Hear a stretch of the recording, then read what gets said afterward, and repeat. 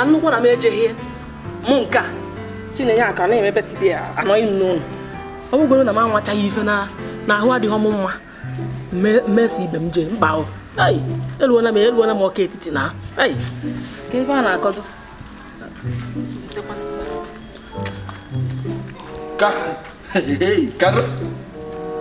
ichi ọkụ ebe ka ị nọ disis ọ teela nchọwarụgo achọkọtara gị chọkọta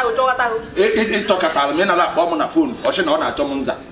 nke ido egwe n'iru ka atụ mma atụrụ ọgwụ atụ mma kwa na m adịghị m otu andị onwe ife mere otu andị na onwe ife mere ede eche m n'iji ugegbe ka nji nyela edebe amaka onwe ife mere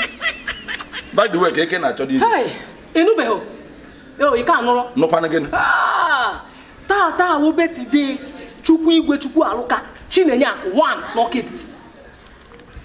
Chinenye Akụ 1 n'ọka etiti ị nụrụ ya ife m kwuru tata wụ baide nye mahọ iwe gba m nkịtị njebe mitin ụmụnna emebe nke anyị na-egwu aka ndị rie so maka na anyị ericha asha ya ọ bụrụ na ị nwere ama nkịta arachafụ gị anya ọ bụrụ nkịta mechaa ọnụ ama na inwe obi ebe nọ inwe obi ime m ife ọjọọ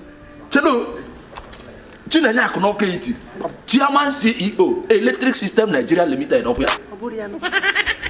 Elite Grid System Nigeria Limited ọ bụ ihe m na-ekwu nunu Electric System Concrete System Nigeria Limited ọkụ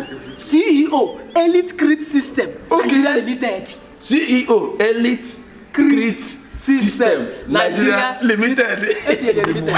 taa adị ma na onye ahụ na-edochie gị ọ bụ obi ọma ịyọkwa bụ na onye hụ abaghị ọ na-aza na-esu ya Chinenye Akụ Chinenye Akụ ọ na-enye mmadụ arụike walụ gị ọjị Chinenye Akụ n'ọka eti arụike ya walụ gị ọjị ya dị otu asọm ịmakwa ndị ya bịa ebe ahụ ọ dị ka ịchọ ka enye gị azụ oche jee bute okpu ka ị dị ka ndị ichie ọ na-ele ndị adịrọ mma mgbe ị dị mma na kpụnye okpu gị ahụ ka o wenye gị ugwu eziokwu makwa ndị ya bịa ebe ahụ chere ebe a na-eme ife ụmụaka ị na-asị na nna achọ mma ịmana na ụmụ nwa ya bịa ebe ahụ ka m so n'ife a na-emenụ ibe m dịcha otu nwa ndị otu nwa mba mmeso n'ife a na-eme ka ebe ụda achacha afụ na ọ ya dị egwu anyị ericha achara rice and stew very plenty RSVP mezie n'anya ọkụ m nwoke na mma otu a mere m ji wee fụwụ n'ụwa apụ ya eko ịma na ime m nụ furu salad ụmụasa mmụọ palliative ndị ọga shino nke ndị ọga ọ bụla ụdị ọga ahụ ị na-eche mana ihe ị na-ete n'anya ọ karịzịrị ịmakwa mụ na gị na-aga dịka awọm ji ka anyị na-eje ka edu mmanwụ eji awọm ji na-etụtụ ịkwa m okwuchi ya tụtụ ịkwa m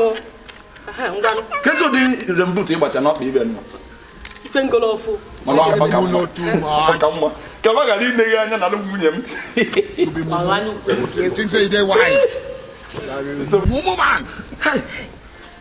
ngwa ka ijebe malitelu ka anyị kọgoro nri ọkwọ Chinenye Akụ arụike ya walụ gị ọjị happy birthday Chinenye Akụ anyị na-abịa gịnịkwa nwaanyị a mee n'ọsọ ndị aṅụcha mmịa ezigbo nwoke mgbe ijiri emetụ mmadụ iru ịkpanye eche bọtụl na-aga na eluele ebe ahụ eke mmanya ewere m mmanya chenjite mmanya tụnye n'ime a anyị natazi anya balansị ya wee ṅụọ ya ị na-eme ka i weta brand m ka anyị na-eje Chinenye Akụ nwunye m nke